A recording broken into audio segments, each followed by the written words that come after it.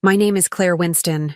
I'm 42 years old, and right now, I'm standing in the living room of the house my brother swore he'd never leave, while his voice cracks as he says, "Please, don't take this from me."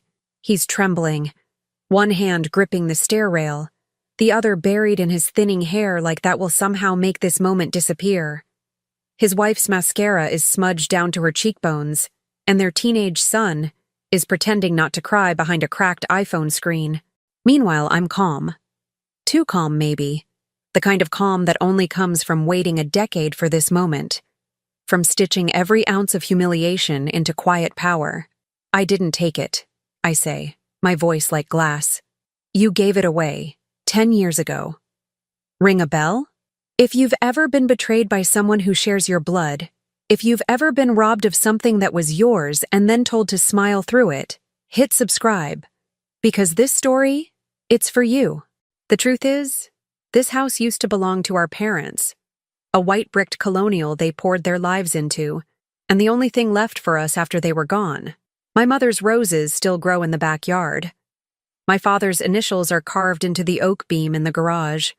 My brother promised we'd split it fairly after their death.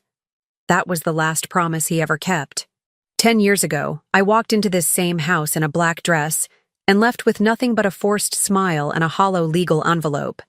My brother, Andrew, had already changed the locks, already moved his family in, already found a way to make our parents' will disappear behind a convenient update they supposedly signed weeks before dying. I still remember the way the lawyer wouldn't meet my eyes, how Andrew avoided every question like it was beneath him, how he slid the papers across the table with a smirk and said, "Claire, you're not exactly struggling. Be generous for once." He called it generous. I called it theft. That night, I drove home screaming into my steering wheel. I didn't have a husband to lean on, no kids to distract me, just the cold realization that I'd been erased, not just from my parents' will, but from my family. He took everything, and no one stood up for me. But that rage? It didn't break me. It fed me. Because as I sat outside my tiny apartment, gripping a coffee cup I couldn't afford, I made a decision. I would not beg. I would not fight in court. I would not give him the satisfaction of watching me unravel. Instead, I would wait, and build, and rise. What Andrew didn't know was that the woman he shut out was about to become the most quietly dangerous thing he'd ever underestimated. It didn't happen overnight. It took years. But this moment, him, begging in that same living room, didn't come from luck. It started with a trigger. A year after the funeral, I came back to the neighborhood just to drive by. I told myself I was doing it for closure. But when I stopped across the street and saw Andrew's wife hosting a garden brunch on my mother's patio, sipping from my parents' china, laughing like the betrayal never happened, something in me split wide open. And that's when the story really began. I was never the loud one, never the favorite either. I was the daughter who showed up on time, remembered birthdays, folded the napkins just like Mom used to, but somehow never made the headlines. That was Andrew's role, my older brother, the golden boy. He walked into a room like it owed him something, and somehow, it always paid up. I didn't resent him for it at first. We were different, that's all.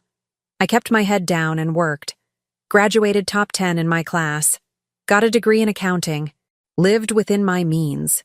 Meanwhile, Andrew floated from one job to the next, always managing to land on his feet, or on someone else's shoulders. He had charm, I'll give him that. But charm only gets you so far without someone cleaning up behind you. That someone was usually me. After college, I moved back to the suburbs to be near our parents. I wasn't married, no kids.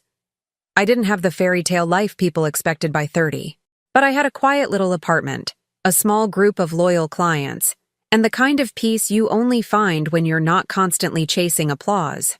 Mom used to say I was steady. That was her word. I think she meant it as a compliment, the kind of compliment you give with a pat on the shoulder instead of a hug. It wasn't until Dad's health started slipping that I realized just how invisible steady people can become. I was the one who took him to his appointments, picked up his prescriptions, balanced their checkbook when Mom's eyesight got worse. I never made a fuss about it. I didn't post hospital photos or expect thank yous. It was just what you do for people you love. Andrew?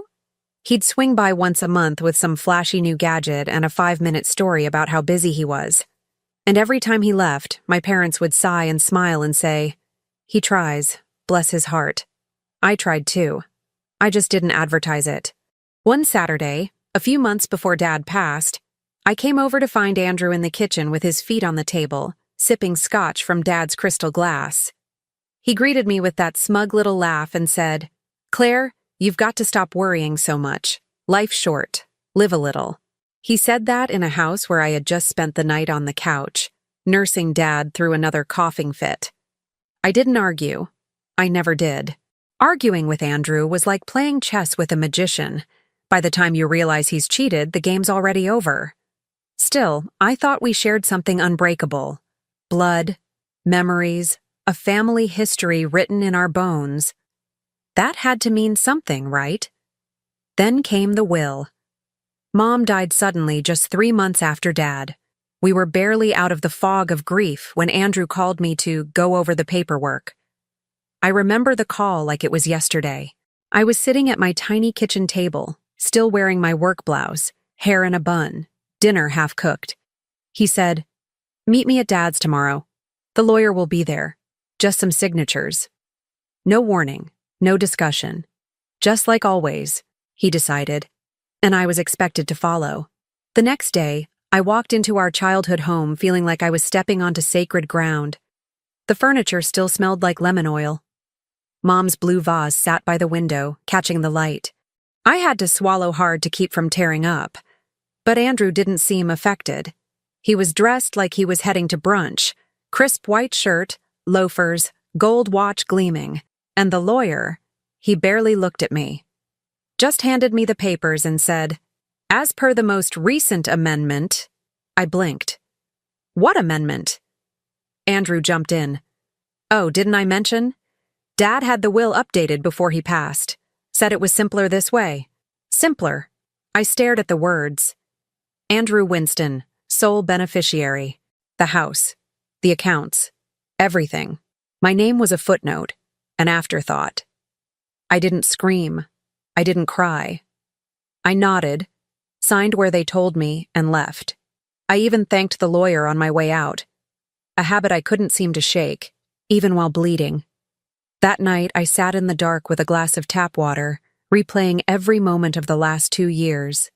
Every pharmacy run. Every sleepless night on the hospital chair.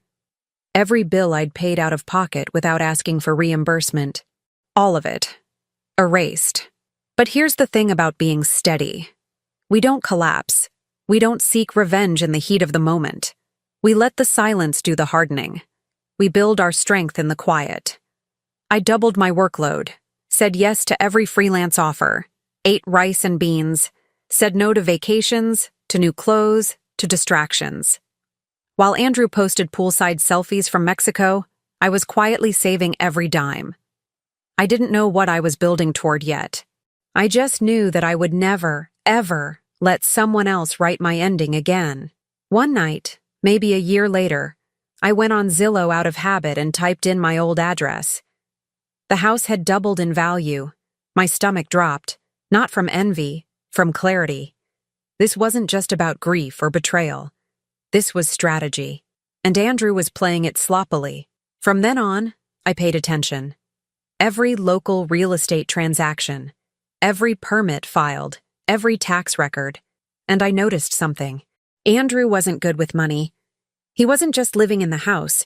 He was leveraging it, borrowing against it, renovating rooms he couldn't afford, using it like a golden goose that would never stop laying eggs. Except I knew something he didn't. Golden geese go bankrupt too. And the day would come, maybe not tomorrow, maybe not next year, when that house would bleed him dry. And I'd be ready.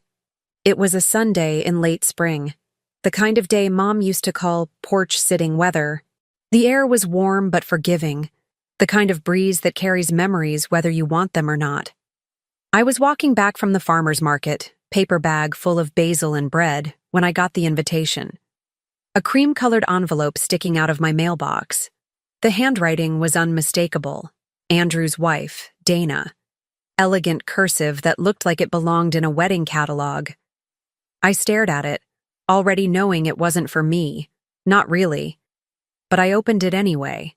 Please join us for an afternoon of celebration as we unveil the newly renovated Winston residence, formerly the family estate of the late George and Lillian Winston. Formerly. The word hit like a slap. I read it again. Not once did it mention our parents. Just the late George and Lillian. As if they were public figures and not the people who raised us. And the phrase Winston residence, that burned. Like they'd rebranded the whole legacy as something shiny and marketable. But I went. I told myself it was curiosity, closure. But it wasn't. It was a scar that hadn't fully healed, and scars itch when you press too close to them. The house was unrecognizable. The white brick had been painted some sterile designer beige. The lilac bush Mom planted for her mother was gone. The ivy Dad trimmed every year had been ripped clean from the stone walls. It was all clean lines and glass doors now, soulless, curated, cold. Inside, it was worse. The staircase where Andrew and I used to slide down in pillowcases was replaced with a floating chrome nightmare. The fireplace mantel where Mom hung her hand-knit stockings? Gone. In its place was a marble slab with a mounted flat screen. And there, in the middle of it all, stood Andrew, tan, grinning, and holding a champagne flute like some overgrown frat boy who thought he'd won a game that nobody else was playing. He saw me. And his smirk grew. "Claire," he said, loud enough for the room to hear. "Didn't expect you. Didn't think this would be your kind of scene." It was subtle, but it was a jab. A public one. He was saying, "You don't belong here. Not anymore." I kept my tone cool. "I was curious. Wanted to see how you'd painted over history." A couple of people chuckled nervously. He clinked his glass with mine. "Oh, come on. Don't be dramatic. You never really cared about the aesthetics." My jaw clenched. I cared about what it meant. Dana floated over, all pearls and perfume. "Claire, so glad you came. We weren't sure you'd want to revisit all this. Must be strange seeing it." Updated. They talked like they were doing me a favor. Like I should thank them for turning my childhood into a showroom. That's when Andrew did it. The thing that flipped the switch. He raised his glass and tapped a knife against it. "Everyone, quick toast. To fresh starts, and finally turning this place into a real home. Took some effort to modernize it. But hey, at least the guest room still has that original drafty window Claire used to complain about. Some things never change, huh?" The crowd laughed. I didn't.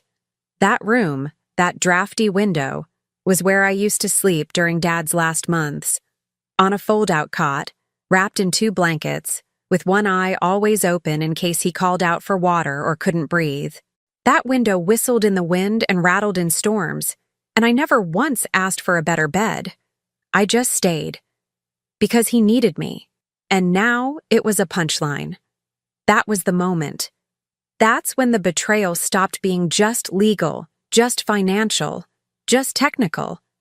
It became personal. It became cruel. And something in me snapped. Not outwardly. Not with words or a wine spill or a broken glass. No, my reaction was quieter than that.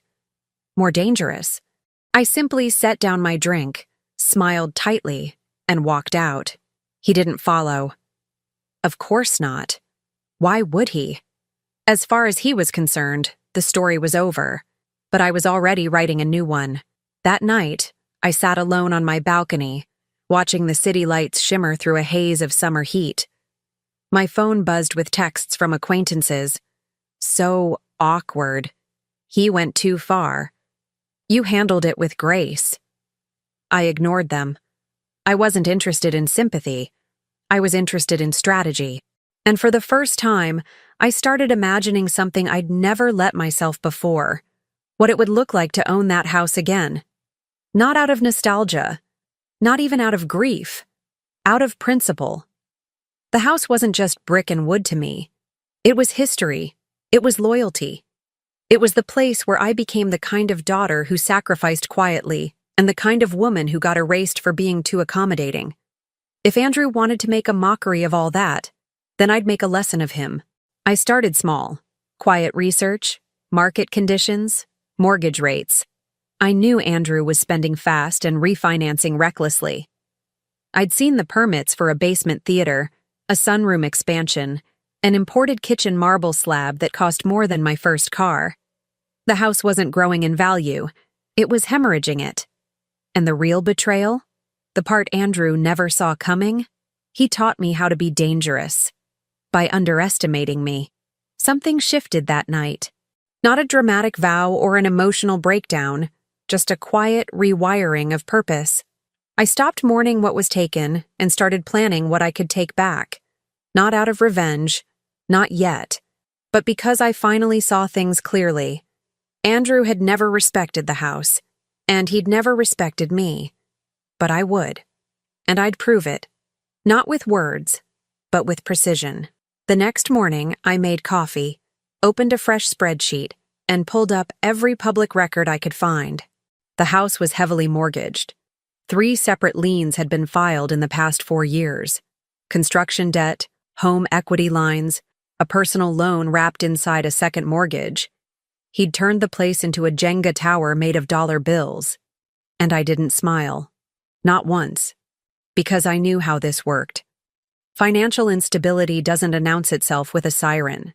It leaks quietly, behind walls and under floorboards, until the whole thing caves in. I just needed to wait for the creak. I reached out to a real estate contact, not a close friend, just someone I'd met at a networking event.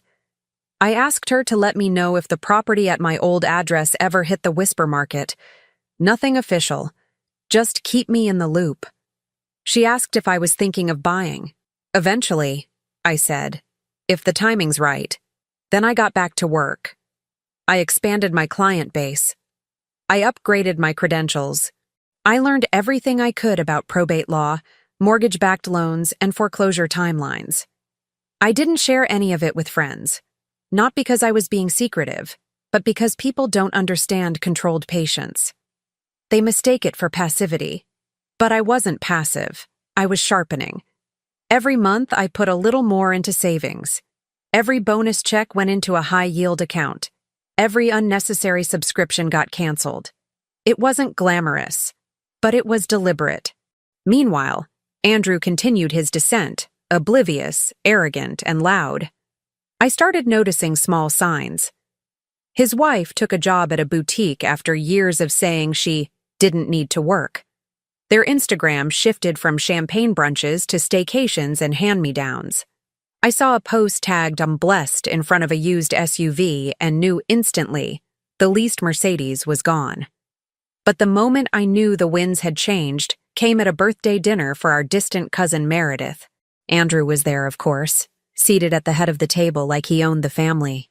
And he was drinking. Not sipping, not social, drinking.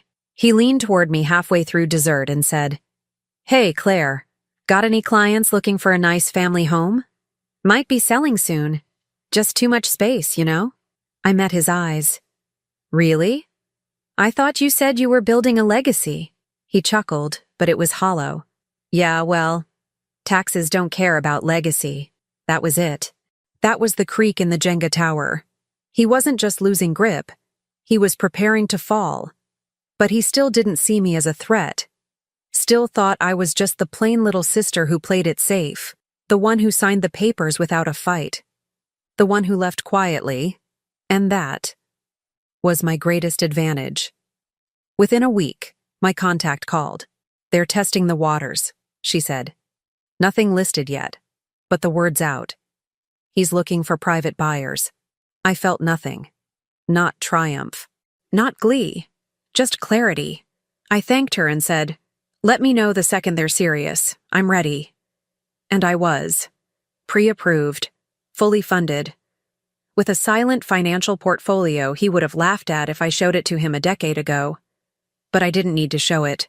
I just needed to use it. But before I placed an offer, I did one last thing. I called a lawyer, not to undo what happened with the will. That ship had sailed, but to ensure that everything I was about to do would be airtight, clean, indisputable. Because this wasn't about revenge, it was about return. Returning to the place that built me, returning to the moment I was erased, and writing myself back in with a pen made of power. I toured the house in secret under a different name, just to see it again. It was hollow. The renovations had stripped it of warmth, but I still saw it. The bones of my childhood, the echo of laughter up the staircase, the outline of the growth chart Dad carved into the pantry door. It wasn't just a property, it was mine. And soon, he'd realize it. Far too late. It happened on a Tuesday. No build-up, no theatrics, just a simple email from my agent. Offer accepted, closing scheduled for next Friday. I stared at it for a long time. Not because I was surprised, I wasn't, but because of how quiet it felt. No fanfare, no audience, just silence and a signature. I had bought the house. My house. The same one Andrew had stolen. The same one he turned into a monument to his ego. The same one he thought he could hold on to forever. And now, it was mine. Again. The official offer had gone through a shell buyer. My lawyer arranged it that way. Anonymous, indirect, clean. Andrew never even knew it was me. He just saw a cash offer above market value from a private buyer looking for privacy. That's all it took. Because by then, he was desperate. Property taxes had spiked. Renovation debts piled up. His wife had quietly filed for separation. And his credit? Ruined. He'd been bragging about the house for so long he didn't notice it was sinking. Until it was too late. I waited until the day after closing to contact him. I didn't knock. I called. "Claire?" he answered, confused. His voice was hoarse. "Hey," I said evenly. "I wanted to let you know something before you heard it from someone else." There was a pause. "Okay, I own the house now." Silence. Then a laugh. Forced, short. "What are you talking about? You sold it to me, through my agent. Full asking price. You signed the documents last Friday." Silence again. Then, No, that's not possible." I didn't say a word. You can't just— "Claire, I have kids. We haven't even started packing yet." "I'll give you 30 days. After that, I have contractors scheduled." I could hear him breathing hard, pacing, struggling to find something that sounded like control. "You think this makes us even? Is this your idea of revenge?" I stayed calm. "I think this makes us right." He hung up on me. A week later, I drove to the house, my house, to walk the property with the contractor.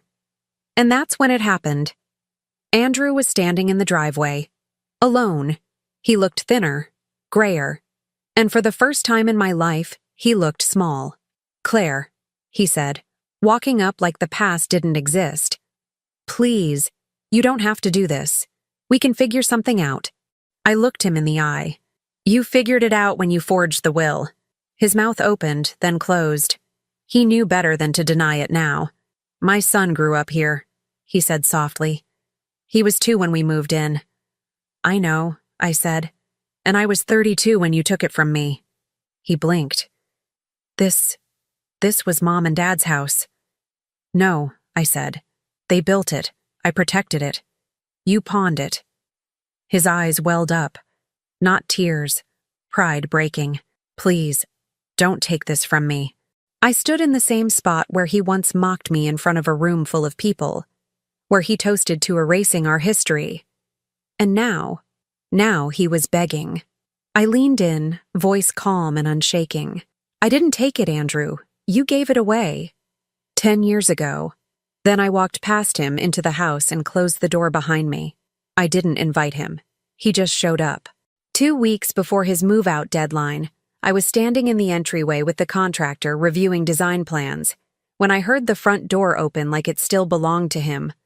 No knock, no hesitation, just entitlement.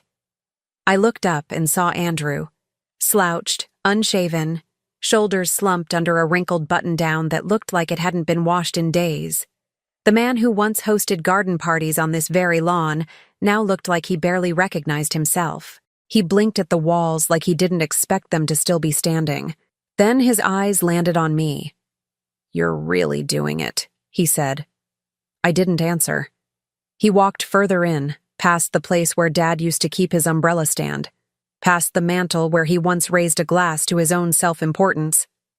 And he stopped right in the middle of the living room, the same spot he humiliated me 10 years ago, except now, there was no crowd, no champagne, no laughter to back him up, just silence. And me. "I thought maybe you'd reconsider," he said. I stayed still. "You don't need this house," he added. "You never even liked the color scheme." That was the same line he used at the renovation party, back when he thought I was invisible, forgettable. And now I was the one holding the keys. He let out a shallow laugh, pacing near the window where Mom's lilac bush used to bloom before he tore it up. "It's just a house, Claire. This doesn't make you better than me." Still, I didn't speak. That's when the cracks began. He rubbed his jaw. "You've always been like this, cold, unforgiving, acting like you're above it all."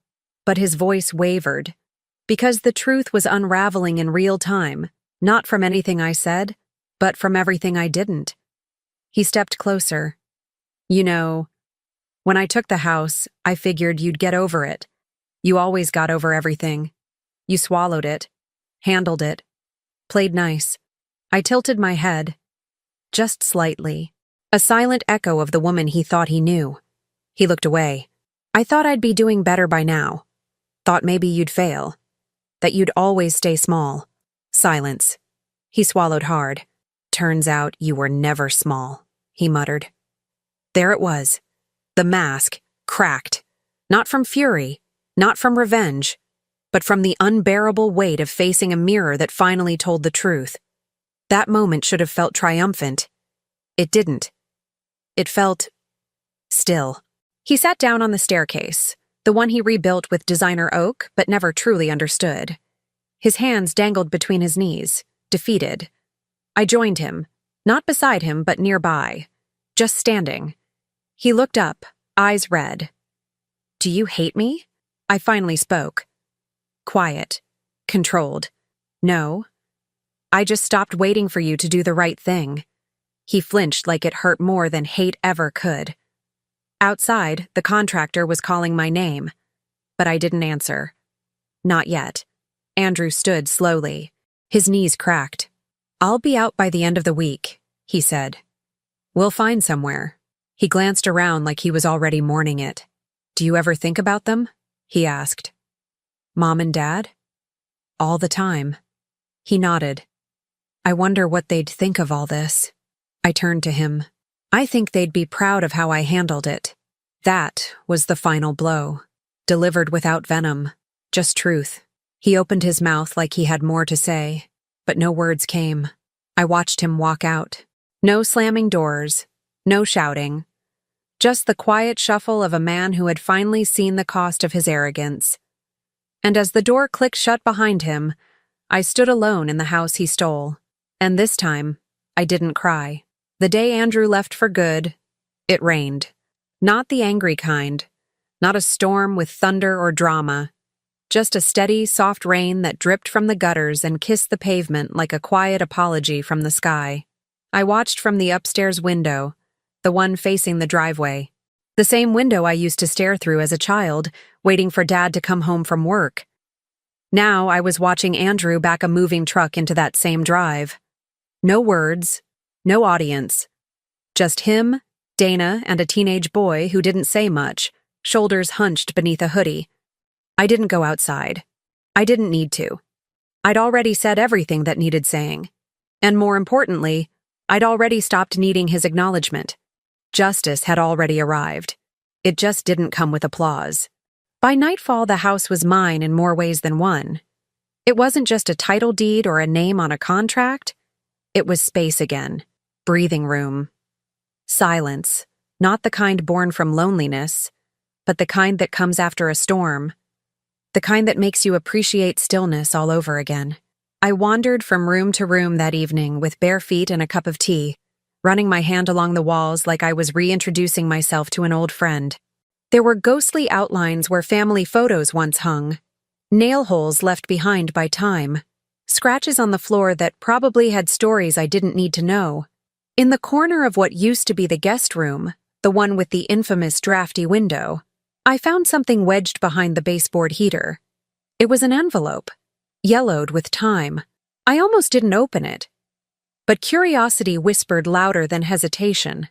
Inside was a letter, my mother's handwriting, faded but unmistakable. Claire, if you're reading this, it means you came back. I always knew you would. I'm sorry we didn't leave things clearer. I think we trusted that love would handle the details. We didn't plan for ego. Please know, this house was always meant to be yours, not because you earned it, but because you protected it. You protected us. You'll make it a home again, I have no doubt. With love, Mom. I pressed the letter to my chest.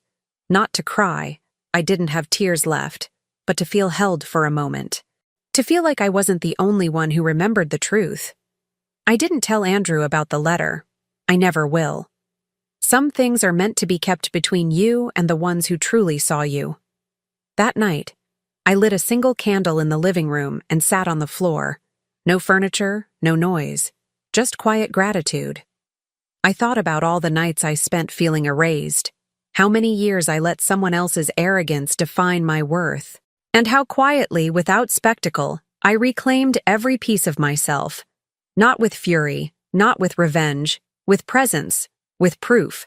2 months later, I repainted the front door, not beige, not white, a deep, earthy blue, the exact shade of the sky right before dawn. Hopeful, unapologetic. I planted new lilacs in the backyard, not because I wanted to recreate the past, but because some things deserve to bloom again. And when the neighbor stopped by to say, "It's nice to see this place in the right hands again," I just smiled. No need to explain, because this isn't a story about winning. It's a story about coming home.